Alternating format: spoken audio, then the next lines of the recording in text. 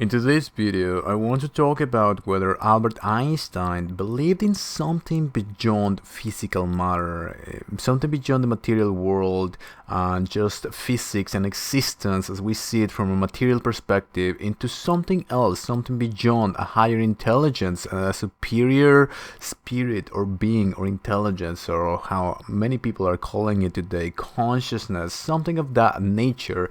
It is believed by many atheists, but many people who are more scientifically oriented, that Einstein was an atheist, and we simply misunderstood some of the things he said in some of his essays, and I don't think we misunderstood what Einstein was saying. I make this video because I want to bring that gap between the concepts and the ideas of intelligent design, of a superior intelligence, of something beyond the physical nature of existence and matter, into perhaps what a lot of people are starting to understand as non-physical existence, metaphysical existence, and even how consciousness might be behind everything. All of these ideas are correlated, and I talk about them in this video, but also I make this video because I've been going into the rabbit hole of quantum consciousness. I'm gonna link a theory of the soul. It's a video that I made based on the Orgowar theory, which starts giving weight to these other theories of quantum consciousness. And at the moment when I say quantum consciousness, a lot of people who are more scientifically oriented just cringe at the idea. But when you look at some of the most influential scientists of the 1900s, the pioneers of the whole quantum movement, you begin to realize that unlike all of these critics and all of these people who claim they understand quantum physics 100%, and that there's no relationship between the quantum phenomenon and what we're calling quote-unquote consciousness, these pioneers knew exactly that they were looking into the creation of a higher intelligence, of what Einstein called a quote-unquote superior spirit. Before I move forward, I would like to remind you that if you want to join the growing discussion on consciousness and would like to be notified on the latest scientific discoveries and theories surrounding this topic and how they connect to ancient mythologies and philosophies, please like the video, subscribe to the channel, as I'll try to upload at least one video per week as I continue with the outline. Alright, so I'm gonna be going into this article, Albert Einstein's Surprising Thoughts on the Meaning of Life. This was written on March 12th, 2017. There are some other articles which are sort of like very related on whether, which are more into, did Einstein believe in a God, and so on and so forth. It's just sort of the same thing, but they go into it. Did he believe in a God? Did he believe in religion? So on and so forth. This is one of the heated topics when talking about the relationship between a religion or spirituality and science. And a lot of people are awfully opposed to this, and they're militantly opposed to this, and some people say that there can be some relations, we can find a common ground in between. So it's important to see what did these pioneers in quantum physics thought about it, especially since I'm going into the whole theme of quantum consciousness. Whenever that I use it, because I know that a lot of people feel very uncomfortable with it. A lot of atheists, a lot of people who are very scientifically inclined, totally and absolutely cringe at the idea of quote-unquote quantum consciousness.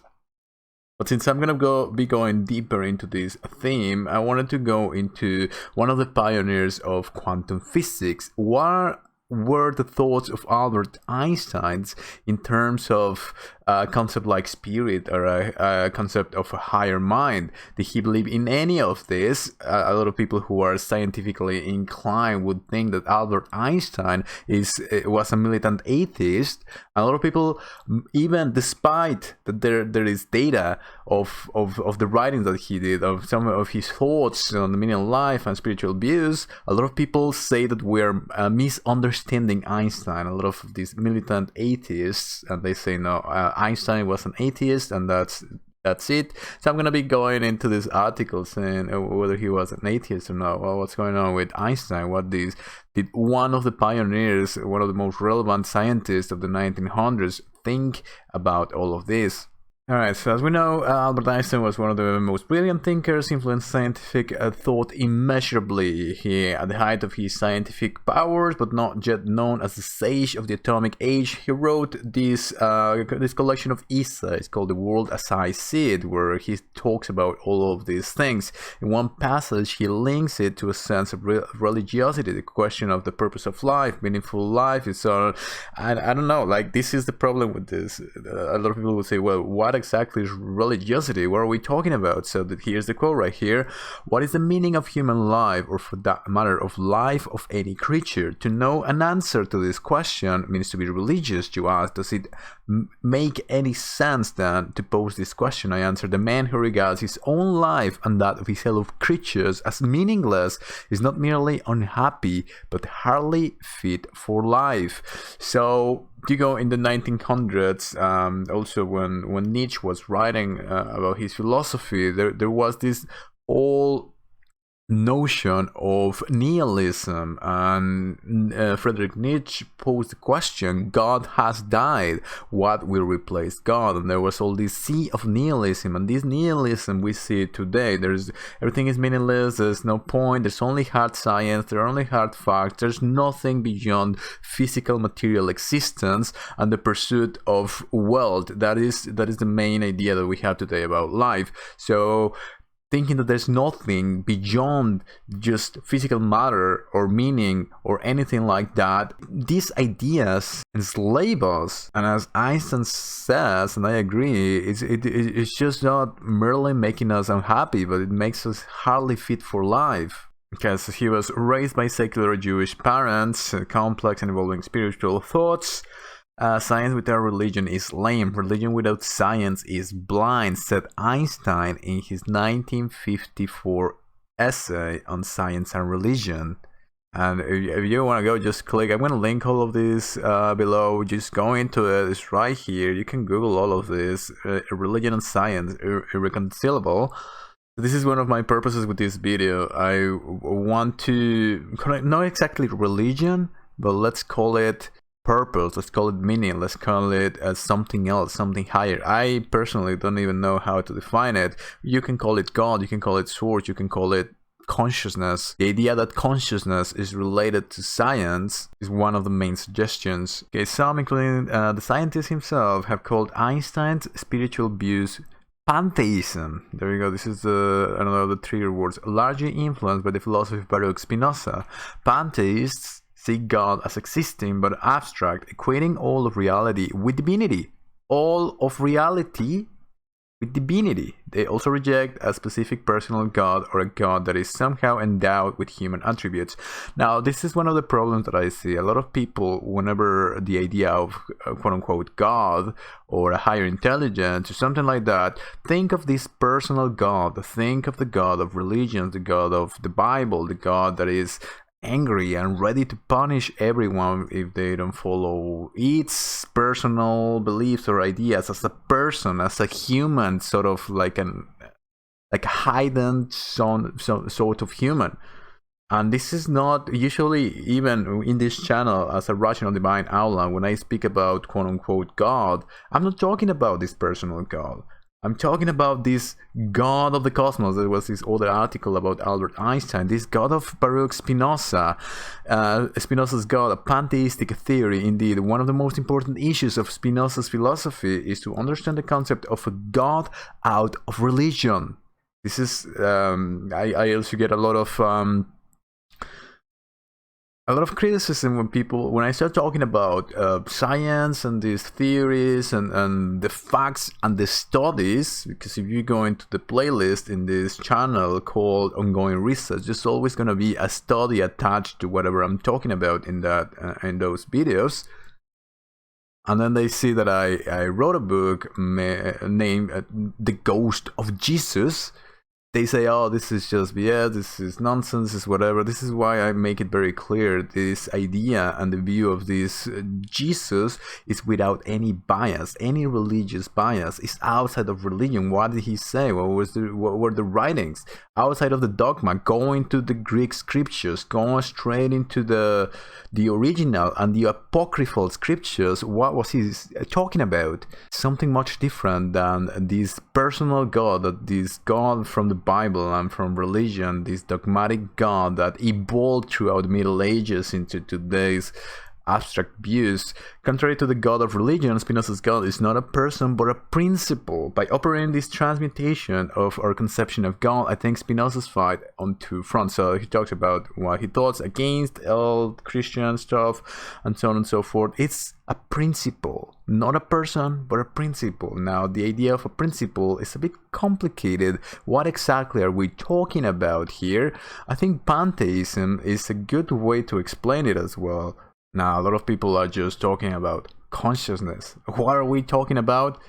We don't really know. Okay, goes on forward. This is what I was talking about before. Himself a famous atheist, Richard Dawkins, calls Einstein's pantheism a sect of atheism. But other scholars point to the fact that Einstein did seem to believe in a supernatural intelligence that's beyond physical world. He referred to it in his writings as a superior spirit, a superior mind, and a spirit vastly superior to man. Einstein was possibly a deist, a sect of atheism. And if you click the link here, it's going to take us to another of these articles. Did Einstein believe in God? This was some of the main articles written by John Marsh. So he talks about Richard Dawkins and how he says that we're probably misunderstanding Einstein. But has Dawkins totally misunderstood Einstein? Who is misunderstanding who? What are we talking about? So I see this quite often, because one of my main arguments was to point out that Einstein did believe in something a little bit interesting, a superior spirit, maybe a superior mind, a spirit vastly superior to man, higher intelligence. What can we call it? The creator of the universe? What can we call it? And a lot of people want to make Albert Einstein into this militant atheist, and he's calling it, oh, his pantheism is just a sect of atheism. What does this even mean? And I think, now speaking a little bit more seriously, I think this is one of the key issues in our modern understanding of religion, theism, and atheism. And this is where probably the turning point is going to happen, when a lot of these scientists, including Albert Einstein and some of the other scientists, talking about quantum physics, talking about theory of the soul, talking about all these things, you could go deep into science like biocentrism by Robert Lance and so on and so forth, and we start talking about quantum physics, quantum consciousness, the universe, timelines and time travel and so on and so forth, near-death experiences, entheogens, all of this. We start talking about something beyond what we understand, this quote-unquote supernatural intelligence, which is blatantly obvious when you go into the research, when you read thousands of near-death experiences and entheogen reports and out-of-body experiences. When you read all these channelings and all of these things, it becomes blatantly obvious that there's something going on. When you go into the theories of quantum physics and what might be behind everything, and then you read the studies that you can actually modify or affect your DNA through your thoughts, it becomes clear. I'm going to link that link somewhere on the screen, because the reason why I'm bringing Einstein into all of this is because I'm going to be talking in the future about his most famous equation, E equals mc squared, which talks about the relationship between energy and matter. And I'm going to be talking about this quote-unquote quantum consciousness. What is consciousness? Supernatural intelligence, superior spirit, so on and so forth. So a lot of these so-called atheists, what I've noticed, because I have quite a few atheists just going into my channel, into whatever I post, and going into, oh, all of this is nonsense, so on and so forth. Just okay, make they call it the daddy on the sky, create something. I don't know. So there's a lot of hostility. There's a lot of nonsense in it. What they need to understand is that when we bring these concepts, we're not talking about the God of the Bible. And they think that whenever you bring the concept of a higher intelligence or a spirit or a supernatural intelligence or something that is beyond a merely material existence, you're talking about this jealous God of the Bible, this God of retribution that was spoken about in the early Jewish texts. We're not talking about this. And the moment when all of these militant atheists or anyone who is simply attacking and undermining the research because the concepts of intelligent design, of spirit, of soul, of afterlife, are thrown in the, or of entities of non-physical existence are thrown in the, correlating all of these ideas with the God of the Bible is a huge mistake, and you have to see past that. Otherwise you're gonna be stuck in a quote-unquote what I like to call a scientific dogma, because atheists, of course, their God is science. And we have this scientific dogma at the moment where they talk about, well, prove it with science, prove this and that with science, and so on and so forth. And usually my response is, science by whom? You have all these theories, and a lot of scientists making all of these experiments, and so many of them contradict each other. So which science is correct? Science is not an abstract concept, and this is how a lot of people are looking at science today. And the idea, if you believe as a dogmatic atheist in this abstract concept of science, when Albert Einstein, one of the pioneers of quantum physics, starts talking about this supernatural intelligence, this superior spirit, superior mind, you simply don't know what to do with yourself, and you go into cognitive dissonance, and then you start saying, oh, you're not understanding Albert Einstein, and his pantheism is only a sect of atheist or atheism or whatever, and then all of the thinking of Richard Dawkins right here. This is a huge mistake, and this is not about theists versus atheists or new philosophies trying to correlate and so on and so forth. This is about getting past all of that and understanding when we talk about consciousness, when we talk about non-physical existence, when we talk about supernatural intelligence, spirit, something that we don't yet understand, but we're beginning to understand, we're not talking about the existence of that personal God of the Bible. This needs to be understood by theists, atheists, anyone who truly wants to reach any sort of useful knowledge. So lastly, these essays from Albert Einstein go into something interesting. So he said the true value of a human being is determined primarily by the measure and sense in which he has attained is an interesting word here, liberation from the self. This sounds very Eastern philosophy, very Buddhist. The whole idea of attaining this liberation from the self. If we go into the literature on entheogens and so on and so forth, the so-called quote-unquote ego death, which is something that I argue happened to the figure or the character of Jesus, what they were talking about in those scriptures, is this, getting rid of the self. Now, I personally have an issue with this because I think there is purpose to the self. I made that whole video that your individual life, even though it seems that what I'm going to be talking about next, that Albert Einstein said that we're all part of the same and we're not really real as individuals, I think the self as an individual has a purpose and it exists for a reason, whether for learning or whether as an experiment of this larger intelligence, or what we would call God, to create these individual beings. And it has a purpose, and this goes deeper into some of the larger theories of everything, of why are we even alive, why is all of this happening, why do we have individual lives and we seem to be reincarnating into a cycle on this planet, and then we die and we have a life review which is encoded, which has very particular definite themes to it. What's going on? Is this an experiment? What's going on? I'm gonna be going into this further. I made a video, my last video talks about this and how these live reviews and the implications of it, the implications of this phenomenon means that there is meaning to life. There is purpose to each and every individual life. So attaining the liberation from the self perhaps is not the ultimate goal as some of these Buddhist theories and even Albert Einstein thought, since data, hard data, which I talk about in that video, this is based on the first scientific consensus statement for the future research of near-death experiences, because we can no longer deny that this is happening at a massive scale.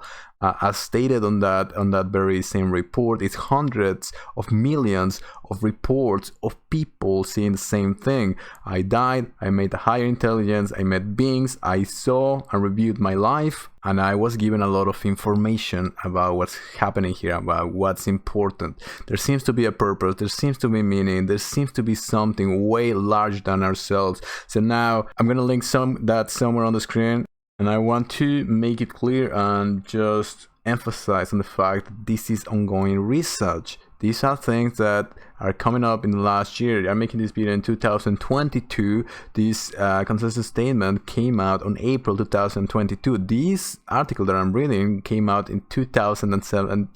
In 2017, these the thoughts of Albert Einstein were written in 1950.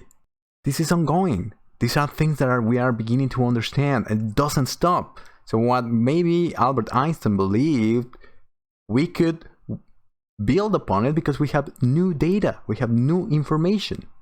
So this is my ideas about the self. There seems to be something, and I'm going to be talking into those larger theories of what's actually going on in the future. This theme, liberating the self to glimpse life's true meaning, is also echoed in Einstein's later on in a 1950 letter to console a grieving father, Robert S. Marcus. A human being is a part of the whole, called by us universe. The whole universe. A part limited in time and space. It's just a concept that we create. Our personal self is a concept of time and space that we create. This is what people are coming from these reports from near experience, who meet beings, who tell them about life and what's going on. They say that we are just constricted to time and space. This is how we have our own personal ideas, our own personal egos, because we have time and space. We created this for a reason. He experiences himself, his thoughts and feelings, as something separate from the rest. Part of that illusion, a kind of optical delusion of his consciousness. This is incredible. The fact that he came to this conclusion in 1950 before any of the literature on near-death experiences, on entheogens were out, and now you have these thousands of experiences saying what Albert Einstein is saying here.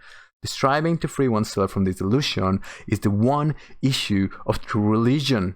Not to nourish it, but to try to overcome it, is the way to reach the attainable measure of peace of mind. And here you can see the actual picture from the letter right here. Broadway World Jewish Congress, Albert Einstein, 1950. This, I find, is absolutely mind-blowing. Because what he's saying here, that he experiences himself, his thoughts and feelings as something separate from the rest, is only an experience. This is one of the main ideas that people are coming back with when they have these altered states of consciousness, these transcendental experiences where they download information and they talk to beings or entities or quote-unquote aliens or whatever you may. One of the main things is this, that our time-space is very defined here on Earth, but when they go into this other side, there is no time. Time is very different over there. It's just the concept of time and space, the concept of ego, the concept of the individual that we experience here. It does not exist somewhere else. This is why people, and this is my argument, how come that people, when they go into this live review, they can see the events from their lives through the eyes of others? That is because there's no difference between them and others. There's only one of us. And it's interesting that in 1970, when a lot of people started to experience these things, to come to the conclusion that we're all one, we're all part of the same thing, it was called mystical psychosis. If you go on Google, mystical psychosis, you'll find that this is a term coined by psychologists in the 70s to call these crazy people where they think that there's only one. No, there's many of us, and we're just ourselves, and there's only this physical matter and this physical world. No. What people are coming back with these experiences is this. And he came to this conclusion. To me, it's just mind-blowing. The part of a called by us universe. This is the idea of the pantheism of everything is part of the same. But now, what truly it's also something that I struggle with is this idea. As I said, I talked about it already. I think there's value in the self. Einstein says, no, we need to liberate ourselves from the self. The striving to free oneself from this delusion that we're only individuals is one issue of true religion. Now, I found this amazing, and this is what finally made me make this video, because on the book that I wrote, A Ghost of Jesus, at the very end, I go into some of the apocryphal texts where I make the connection from the true Christianity, the Gnostic Christianity, the most ancient scriptures, into Buddhism, into the ideas of Eastern philosophies. Because this sounds very Buddhist, from Einstein saying that liberation from the self and so on and so forth, liberation from this individual. If you go into Entheogen literature, it is right there as well. The idea is to know that this is an illusion, see past the Bill of Maya, and understand that this is just an illusion. And there's this whole ego death, and you realize that you're not who you truly thought you were. And in that book that I mentioned, the Apocryphal, you have this Jesus on a different space, in a different realm, saying the same thing. You're coming into this world over and over in the cycle of samsara, and your purpose is to break this cycle and to attain these liberations, these ascendants, this understanding of something else. And I found that incredibly interesting, because this idea of striving from oneself, from this delusion, is the true issue of religion. This seems to be one of the themes, really. As I said, I find a lot of value in the self, and there's got to be a reason why this exists. But at the same time, a lot of texts, a lot of the information that we have from near-death experiences, from out-of-body experiences, from entheogens, is that we must free ourselves from this delusion, from this idea of the physical world, from this amnesia. So as I said, as often as it is, this brings more questions than answers, and I'm going to be going into all of this in the future. I'm going to be going into more of these theories of the liberation of the self, and why perhaps the individual life has a purpose, and perhaps this is another aspect of being, and we are creating our very own definition of individuals as part of the whole.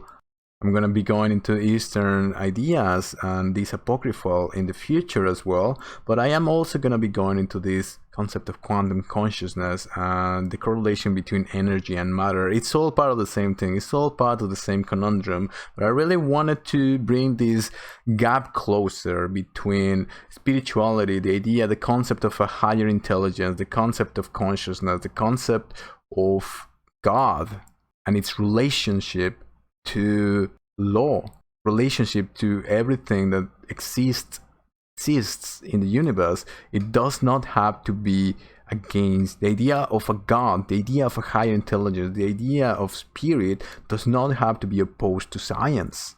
Science is merely the means to explain this larger intelligence we call God.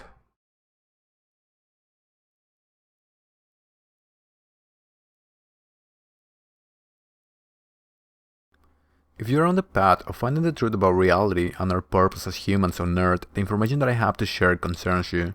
After a lifetime of research in philosophies ranging from Buddhism to the occult, I've encountered themes and patterns along some baffling information that is beginning to be seriously studied by science. A Rational Divine Outline, The Ghost of Jesus, is the first iteration of this project, where I analyze the message of Jesus without dogmatism, fanaticism, or religious bias.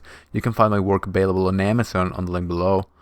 If you find this work valuable, consider subscribing, sharing, and following me on social media, as it will help others in the same path to find this information. Thank you for watching, and I'll see you next time.